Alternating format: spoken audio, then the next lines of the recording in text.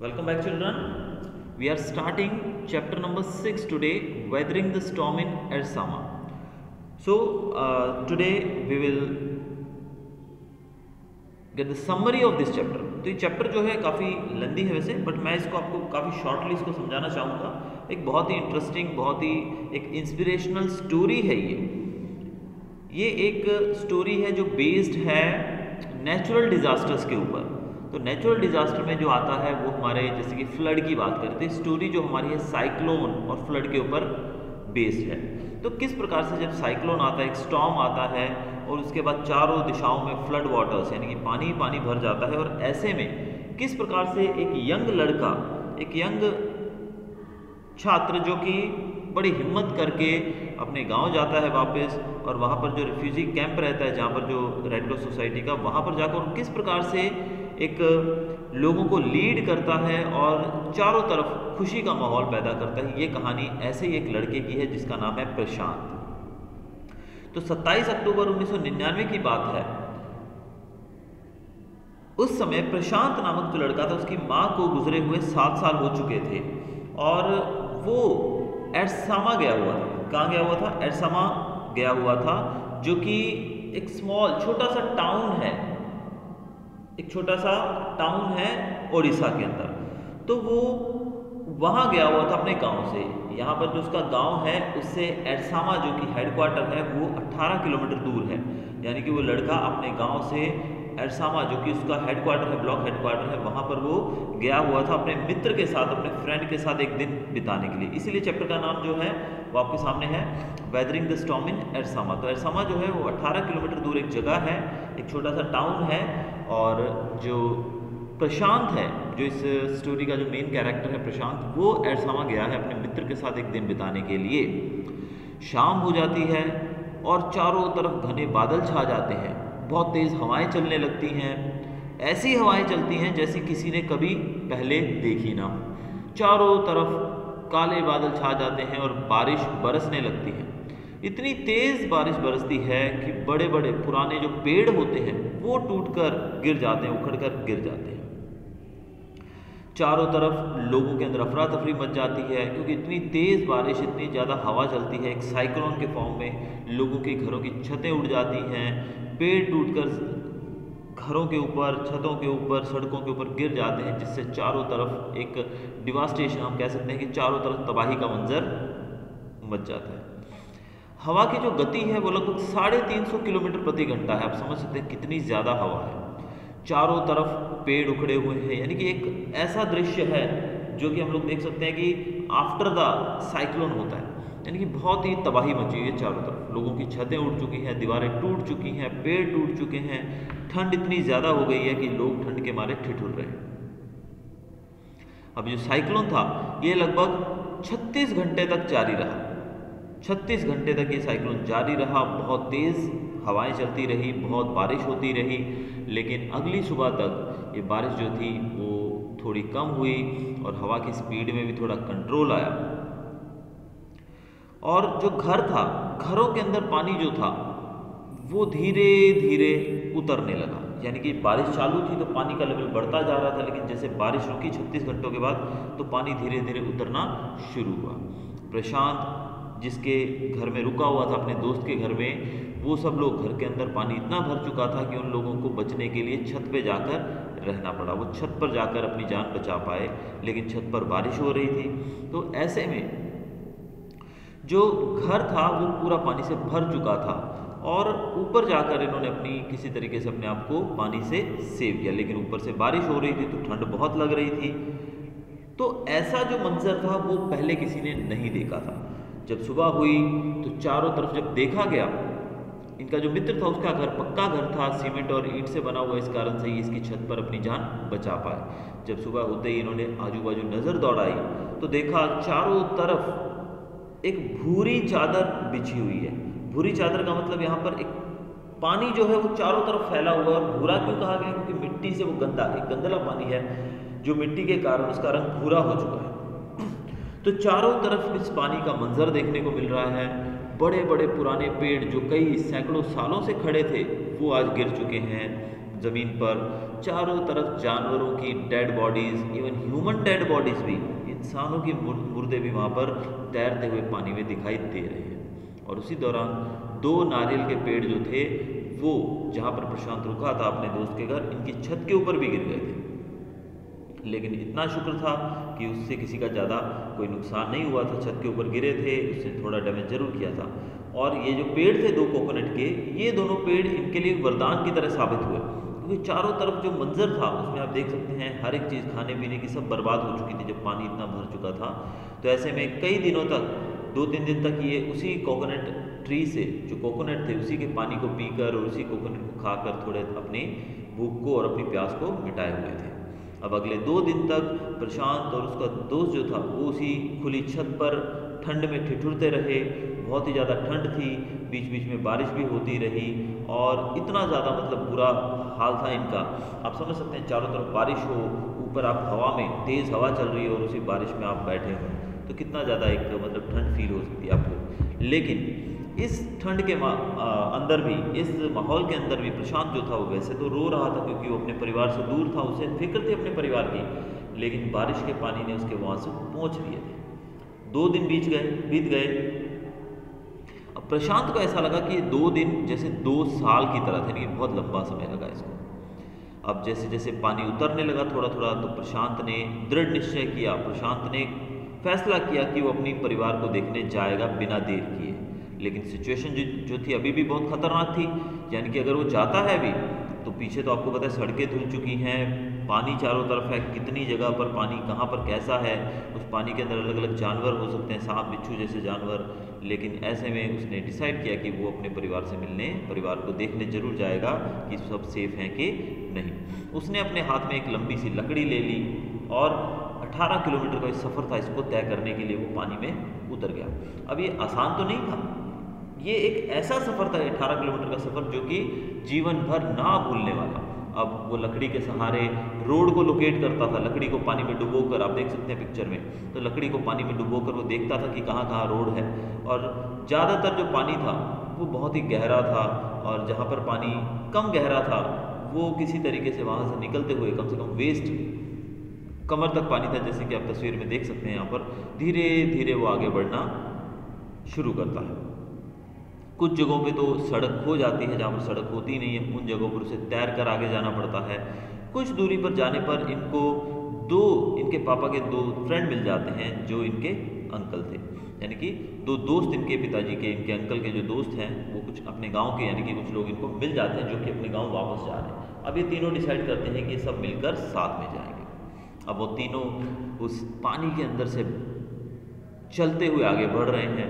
अब इसी पानी के अंदर जैसे हमने देखा कि औरतों की, छोटे बच्चों की और पुरुषों की लाशें तैरती हुई दिखाई दे रही हैं, इसी के अंदर जानवरों की, गाय भैंसें, कुत्ते, बकरियां, भेड़ें, इनके डेड बॉडीज भी यहाँ पर तैरती हुई इनको दिखाई दे रही थी। और धीरे धीरे ये लकड़ी के सहारे उनको दूर करते हुए, बीच में से रास्ता बनाते हुए अपने गाँव की तरफ बढ़ चले थे। जिस भी गांव से ये पास होते थे, क्योंकि 18 किलोमीटर का सफ़र था तो उसके बीच में भी कई गांव आए, जिस भी गांव में से पास होते थे वहाँ पर इनको बामुश्किल, यानी कि बड़ी मुश्किल से कोई एक आधा घर खड़ा हुआ दिखाई देता था, बाकी सब कुछ गिर चुका था, वॉश हो चुका था।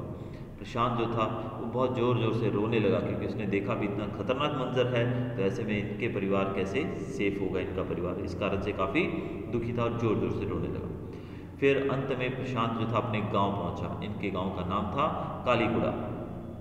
और ये जब कालीगुड़ा पहुँचे तो इनका जो दिल था, प्रशांत का दिल बैठ गया, यानी कि वहाँ जो मंजर था, यानी कि एक भी घर वहाँ पर खड़ा नहीं था।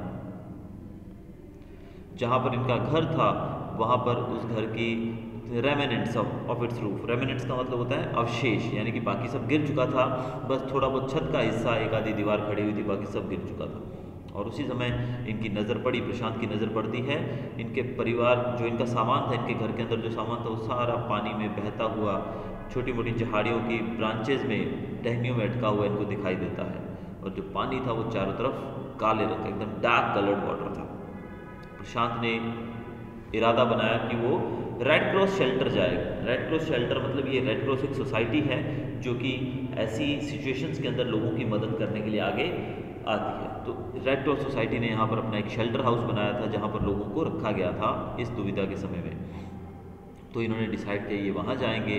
जब ये वहाँ जाते हैं तो वहाँ जाकर सबसे पहले इनको उस भीड़ के अंदर इनकी ग्रैंड मदर दिखाई देती हैं जो कि काफ़ी कमज़ोर हैं, और वो दौड़ कर इनकी तरफ आती हैं और बड़े ही उत्सुकता से इनको अपने गले से लगा लेती हैं, इनके सर को चूमती हैं। जल्द ही ये खबर पूरे उस शेल्टर होम में फैल जाती है कि प्रशांत ठीक है और वापस आ गया है। और जैसे ही खबर पहुंचती है तो प्रशांत का जो पूरा कुटुंब था, जो इनका पूरा परिवार था, वो फटाफट दौड़कर इसकी तरफ आते हैं। अलग अलग लोग इनको टाइटली हग करते हैं, इसको गले लगाते हैं और सब लोग बहुत ही खुश होते हैं। तो अब प्रशांत देखता है कि इनका पूरा परिवार, इनके भाई बहन, इनके अंकल आंट यानी कि चाचा चाची, सब लोग वहाँ पर अवेलेबल हैं, इनके सब लोग वहाँ पर हैं। तो ये सब देखकर वो बहुत खुश होते हैं, परिवार भी इनका खुश होता है और प्रशांत को भी अच्छा लगता है। अब इनके परिवार के लोग बहुत खुश हुए इनको देखकर। सब लोग ये सोच रहे थे कि शायद ये नहीं बचा हो, यानी कि इतनी ज़्यादा बारिश, इतना ज़्यादा तूफान था और ऐसे में शायद ये ना बचा हो, लेकिन इनको जिंदा देखकर सब परिवार के लोग भी खुश थे और प्रशांत भी काफ़ी खुश था अपने परिवार को सबको सही सलामत देखकर। अब जल्द ही इन्होंने देखा कि वो जो क्राउड थी, यानी कि जो शेल्टर हाउस था, वहाँ पर 2500 के करीब, 2500 के करीब लोग वहाँ पर थे। 86 lives were lost in the village. अब इस गांव के अंदर 86 लोग मारे जा चुके थे। ऑल द 96 हाउसेज, इस गांव के अंदर 96 हाउसेज थे, वो सब तबाह हो चुके थे। और ये चौथा दिन था उनका उस शेल्टर हाउस के अंदर, यानी कि 4 दिन से वो शेल्टर हाउस के अंदर हैं और अब तक वो सिर्फ हरे नारियल को, उसी के पानी को पीकर और उसी को कुछ थोड़ा बहुत उसमें से जो रहता है वो खाकर ये जीवित थे। प्रशांत जो कि 19 साल का लड़का है, वो डिसाइड करता है कि वो इस आपदा की घड़ी में, इस विपदा की घड़ी में वो लोगों को गाइड करेगा, लोगों को मदद करेगा। वो जल्द ही उस शेल्टर हाउस में से यंगस्टर्स को इकट्ठा करता है और उन सबको लेकर मर्चेंट मतलब जो साहूकार, जो इस गांव का जो साहूकार कह सकते हैं, जो कि अनाज वगैरह खरीदते हैं, बड़े मर्चेंट जो होते हैं, उसके घर जाता है और उसको राज़ी करता है, उसको प्रेशराइज करता है कि इस विपत्ति की घड़ी में तुम हमें खाने के लिए चावल वगैरह दो इतने लोगों को। और जैसे ही वो लोग सब मिलकर जाते हैं तो जो मर्चेंट था वो इनकी बात मान लेता है और वो इनको खाने के लिए चावल और अनाज थोड़ा दे देता है। अब जब ये वापस शेल्टर हाउस लौटते हैं तो बड़ा खुशी का माहौल होता है क्योंकि सब लोगों को कई दिनों के बाद खाने को कुछ मिलेगा। अब जो चावल इनको दिया गया वो चावल थोड़ा सड़ चुका था क्योंकि चारों तरफ पानी था, तो अब उसकी किसी को परवाह नहीं है कि चावल थोड़ा सड़ चुका है क्योंकि आज कई दिनों के बाद इनको खाने के लिए कुछ मिला है। फिर इन्होंने गिरे हुए पेड़ों की कुछ टहनियों को इकट्ठा किया और फिर धीरे धीरे आग जलाकर उस पर कुछ चावल पकाए। तो 4 दिनों में पहली बार इन लोगों को अपना पेट भरने के लिए कुछ खाने को मिला था। अब खाने का इंतज़ाम हो गया। अब प्रशांत ने देखा चारों तरफ बहुत ही गंदगी मच चुकी है, उसी में लोग जो हैं वहीं पर टॉयलेट, यूरिन वगैरह, वॉमिट, यानी कि वहीं पर तैरती हुई डेड बॉडीज़ हैं। तो ये सब चीज़ें, लोगों को चोटें लगी हैं, यानी कि वो सब जो गंदगी होती है वो सब वहीं आजू बाजू में पड़ी है क्योंकि चारों तरफ तो पानी है, तो सारा गंदगी जो है इतने लोगों की वो सब वहीं पर पड़ी है, उसमें घायल लोग भी हैं। तो इसको साफ करने की वो ठानता है। तो 5वें दिन वो पहले तो सब क्लीन कर देते हैं और 5th डे, 5वां दिन जब शुरू होता है तो मिलिट्री का एक हेलीकॉप्टर उनके शेल्टर के ऊपर से उड़ता हुआ दिखाई देता है और वो कुछ खाने के पैकेट्स ऊपर से फेंकता है और फिर वहाँ से चला जाता है और फिर वापस नहीं आता है। अब यंग लोग जो हैं वो काफ़ी फील कर रहे हैं कि भाई खाना तो हमें मिला लेकिन बहुत ही कम मिला। अब हेलीकॉप्टर में नहीं पता था कि यहाँ पर 2500 लोग बैठे हैं, इसलिए उन्होंने तो नॉर्मल जो फूड पैकेट्स होते हैं वो फेंक दिए ऊपर से और वो चले गए। तो ऐसे में प्रशांत ने क्या किया, खाली कुछ बर्तन लिए, खाली बर्तन लेकर कुछ बच्चों को ज़मीन पे लिटाया और उनके पेट के ऊपर वो खाली बर्तन रख दिए। जैसे कि आप यहाँ पर पिक्चर में देख सकते हैं, पीछे जो गई है पिक्चर, तो ये पिक्चर में आप देख सकते हैं कि बच्चे सो रहे हैं और इनके पेट के ऊपर कैसे खाली थालियाँ रखी हुई हैं। तो इन थालियों को देखकर जब ऊपर से हेलीकॉप्टर आया तो हेलीकॉप्टर में देखा कि बच्चे जो हैं उनकी पेट के ऊपर ये थालियाँ रखी हैं जो कि चमकती उनको दिखाई दी। तो इससे उनको पता लगा कि ये बच्चे भूखे हैं, ये लोग भूखे हैं। तो मैसेज उन तक पहुंच गया। फिर हेलीकॉप्टर जो था वो रेगुलर राउंड्स लगाने लगा, यानी कि वो बार बार आता जाता था वहाँ पर लोगों को खाने पीने की और बाकी चीज़ें देने के लिए। तो इस प्रकार से प्रशांत की थोड़ी सी समझदारी से, सूझबूझ से जो गांव के लोग थे उनको खाना और बाकी ज़रूरत की चीज़ें नसीब होने लगी। प्रशांत ने देखा कि इस भीड़ के अंदर बहुत सारे लोग ऐसे हैं जो इस स्थिति के अंदर, इस आपदा में अपने लोगों को खो चुके हैं। जैसे कि कुछ बच्चे थे जिनके माता पिता खो चुके हैं, मर चुके हैं इस स्टॉर्म के अंदर, वो अनाथ हो चुके हैं। कुछ महिलाएं थी जिनके पति, जिनका पूरा परिवार नहीं है, वो विधवा हो चुकी हैं। तो ऐसे में उन लोगों को एक ऐसा माहौल देना, मतलब ऐसी सिचुएशंस में क्या होता है कि लोग जो हैं वो मानसिक तौर पे बीमार हो जाते हैं, मेंटली बहुत उन पे प्रेशर आता है। आपने देखा ना मूवीज़ के अंदर भी हम देखते हैं कि कभी अपने परिवार को खो देने के डर से आदमी पागल हो जाता है, उसके मेंटल ट्रॉमा उसको होता है, वो पागल हो जाता है, अपनी याददाश्त खो बैठता है, चुप हो जाता है, बोलता ही नहीं कभी। तो ऐसी घटना उनके साथ होने लगा। तो जब प्रशांत ने देखा कि ऐसे बच्चे हैं जिनके माता पिता खो चुके हैं, नहीं हैं उनके साथ, मर चुके हैं, और ऐसी महिलाएं भी हैं जिनके बच्चे और पूरा परिवार खो चुका है, यानी कि विधवा हो गई, तो उन्होंने क्या किया, उन बच्चों को इकट्ठा किया प्रशांत ने, और कुछ महिलाओं को, गांव की महिलाओं को जिम्मेदारी दी कि तुम इन बच्चों का ध्यान रखो, क्योंकि वो बच्चे जो हैं अनाथ हो चुके हैं, उनको प्रॉपर्ली उनको ध्यान रखो, उनको टाइम पे खाना पीना दो, सब कुछ उनको मुहैया करवाओ ताकि उनको अकेलापन फील ना हो। तो इस प्रकार प्रशांत ने बहुत ही अच्छा कदम उठाया। और जैसे ही एक हफ्ता बीता, 2 हफ्ते बीते, प्रशांत ने जल्द ही देखा कि महिलाएं और बच्चे जो हैं वो और ज़्यादा मतलब दुख में जाते जा रहे हैं। महिलाएं कौन सी बात कर रहे हैं, हम बात कर रहे हैं जिन महिलाओं के पूरे परिवार उजड़ चुके हैं, उनके पास कोई भी नहीं, यानी कि विधवा हो चुकी हैं महिलाएं, उनके बच्चे भी उनके साथ नहीं हैं, और ऐसे बच्चे जिनके माता पिता नहीं हैं। अब ऐसे लोग जो हैं वो जैसे जैसे समय बीतता जा रहा है वो और ज़्यादा दुख में डूबते जा रहे हैं। तो इस प्रकार जो प्रशांत था उसने महिलाओं को एक थोड़ा बिजी रखने के लिए फूड फॉर वर्क प्रोग्राम शुरू किया, जो कि एक एनजीओ ने शुरू किया गया था, उसमें जुड़ा।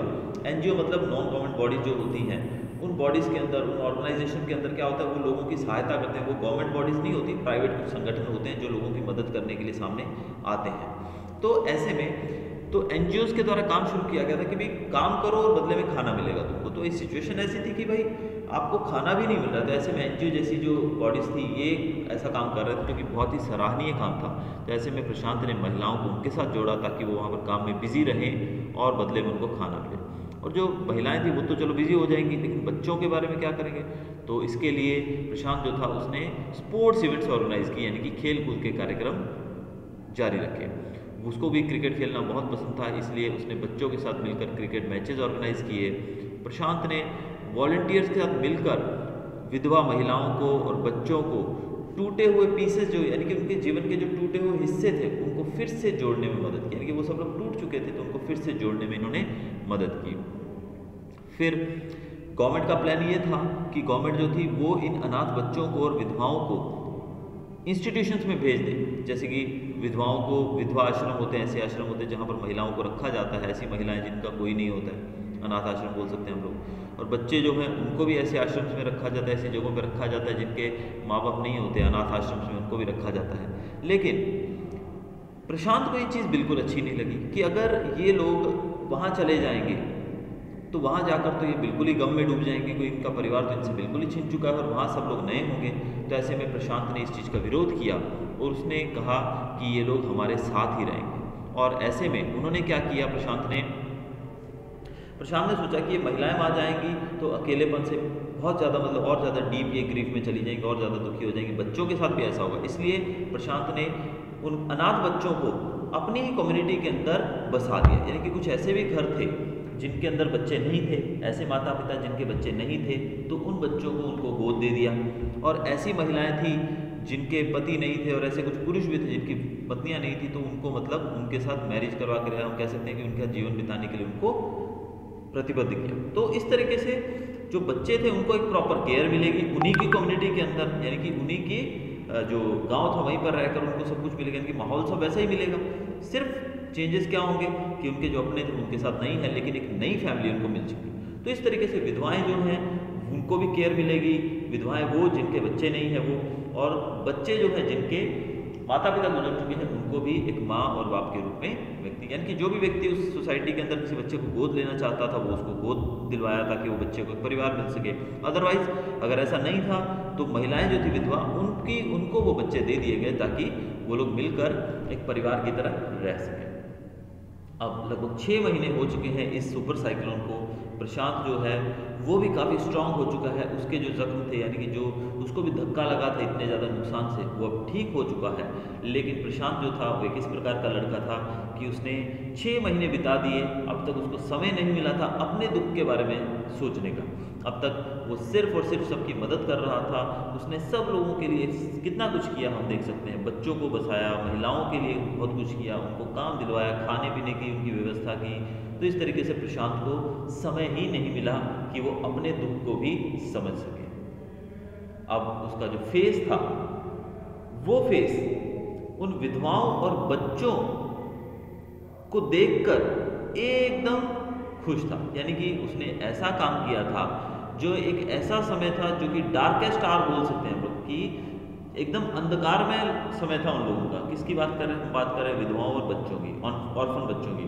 तो उनका जो ऐसा समय था, डार्केस्ट आवर जो था उनका, उसमें प्रशांत ने उनकी मदद करके एक प्रकाश रूपी एक दिया जलाया, उजाला किया।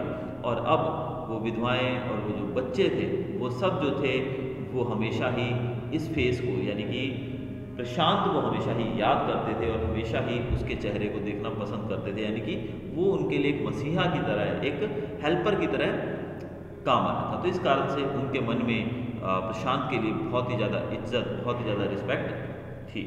तो ये चैप्टर जो है ये लिखा गया हर्ष मंदिर के द्वारा, और इस चैप्टर के द्वारा हमको एक मैसेज भी देने की यहाँ पर कोशिश की गई है कि भाई भले ही सिचुएशन कैसी भी हो, अगर हम हिम्मत रखेंगे, अगर हम मेहनत करेंगे, अगर हम डिटर्मिनेशन, दृढ़ निश्चय कर लेंगे तो कोई भी राह जो है वो मुश्किल नहीं है। और एक और मैसेज यहाँ पर हम देख सकते हैं कि हिम्मत रख के हम किसी भी चैलेंज से लड़ सकते हैं। लेकिन दूसरा और मैसेज यहाँ पर अगर हम लेना चाहें तो एक और मिलता है कि हमें दूसरों की मदद करने से हमारे जो दुख हैं वो बहुत ही कम लगते हैं।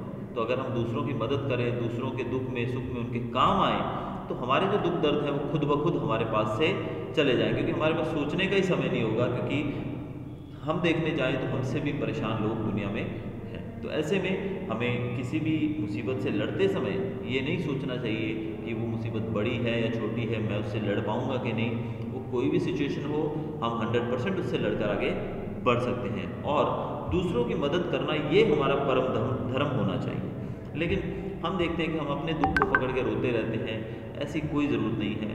We are the human beings and we have the capacity to face any challenge. हम किसी भी चैलेंज को फेस करके उससे बाहर निकल सकते हैं।